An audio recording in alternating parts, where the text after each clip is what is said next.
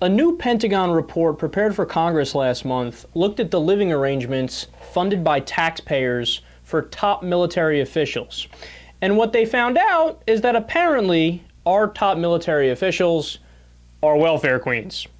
Now, right now that might seem like an overstatement or hyperbole, but when I give you the details, you'll see exactly what I'm talking about. So for example, Marine General John F. Kelly lives in Florida.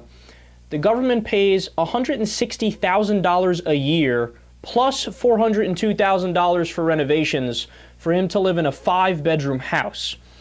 Now, why he needs a 5-bedroom house and why he needs one that's that expensive, nobody has an answer to, but nonetheless, the taxpayers fund it and nobody says anything. General Philip M. Breedlove is the Air Force 4-star general who commands NATO. He gets a 15,000 square foot 19th century chateau. I don't even know what that means. In Belgium. So all generals and admirals get security, gardeners, and cooks, all on the taxpayer's dime. The commander for a NATO base in Naples, Italy, has a $172,000 a year villa. Another has a 12,000 square foot, $220,000 a year villa with a $3 million renovation.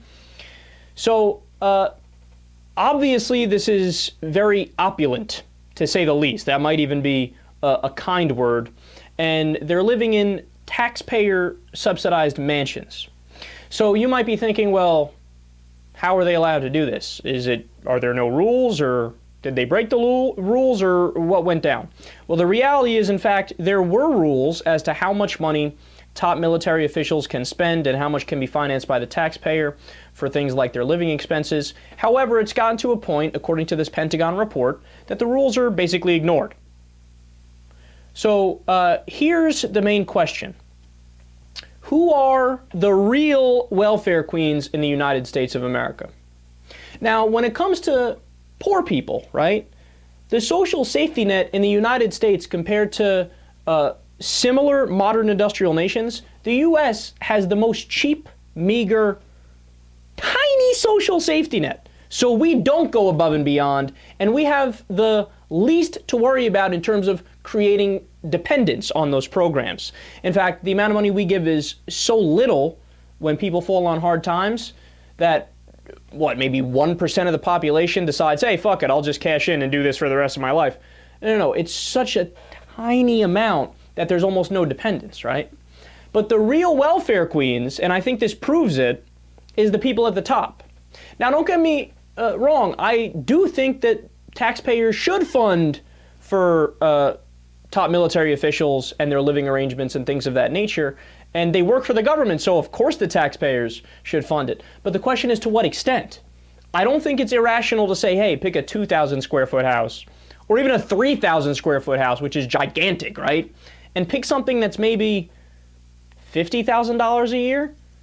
I mean, that's still a lot of money, especially in some of the places where they're renting them. The cost of living is cheap, but they're spending over $200,000. It doesn't make any sense. So realize something, man. We had the sequester, for example, right? So there were tremendous government cuts to heating oil for the poor is one thing that comes to mind.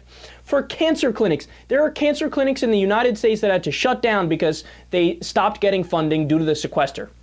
So apparently when it's time to balance the budget and lower the deficit, you can chop all you want all day long for programs for the worst off among us, but when it comes to the people at the top and the military brass, you can't even ask them to live within their means and have a sane amount of money financed by the taxpayers. Our system is so horribly corrupt.